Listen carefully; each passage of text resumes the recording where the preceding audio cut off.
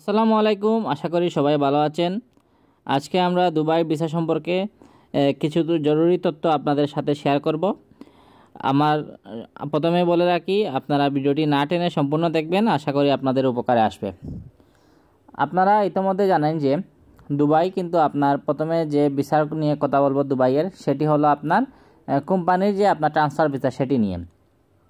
Transfer visa হলো মূলত আপনি বর্তমানে একটি কোম্পানিতে কাজ করছেন, আপনি এই কোম্পানিতে যা বেতন পান অথবা যা আপনার সুযোগ সুবিধা পান, তার থেকে আপনি যদি চান যে অন্য কোম্পানি আপনাকে ভালো অফার করছে, ভালো বেতন দিচ্ছে, ভালো সুযোগ সুবিধা দিচ্ছে, আপনি ওই কোম্পানিতে যেতে পারবেন, সমস্যা নাই। কিন্তু আপনি একটি জিনিস চিন্তা করবেন, কিন্তু আপনি যদি এই কোম্পানি বর্তমানে যে কোম্পানিতে অবস্থান করছেন, এই কোম্পানি থেকে অন্য কোম্পানিতে যাওয়ার পর সে কোম্পানির সুযোগ সুবিধা বেতন কম, তাহলে কিন্তু আপনি কিন্তু যাবেন না। কারণ বর্তমানে ট্রান্সফার ভিসায় কিন্তু আপনি একবার গেলে কিন্তু সেটি আবার পরিবর্তন করা খুবই কষ্টসাধ্য এবং প্রায় খুব পরিবর্তন না করার মতোই হয়ে থাকে।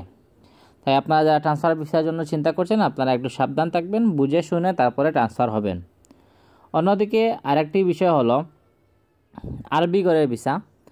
আরবি ঘরের ভিসা মূলত আপনি যদি আগে দুবাইতে থাকেন এবং দুবাইতে কোনো আরবি ঘরে কাজ করছিলেন অথবা ভিসা ক্যান্সেল করে দেশে আসছেন, আপনি চাইলে কিন্তু আরবি ঘরে ভিসায় কিন্তু আবেদন করতে পারবেন এবং আপনার কিন্তু ভিসা আরবি ঘরে মোটামুটি কিছুটা হচ্ছে। আর আরেকটি হলো আপনার যে হাই প্রফেশন ভিসা, যেগুলো দুবাইয়ে আপনার হাই প্রফেশন ভিসায় আপনার ডিগ্রি সার্টিফিকেট মাস্ট বি লাগবে।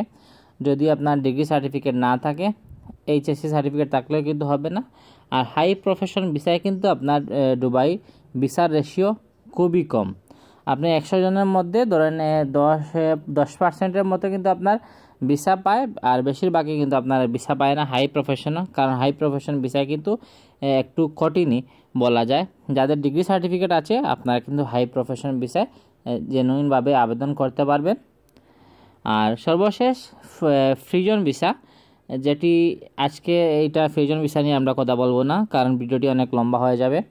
আমরা পরবর্তী ভিডিওতে ফ্রিজন ভিসা নিয়ে সম্পর্কে আপনাদের সাথে কথা বলবো।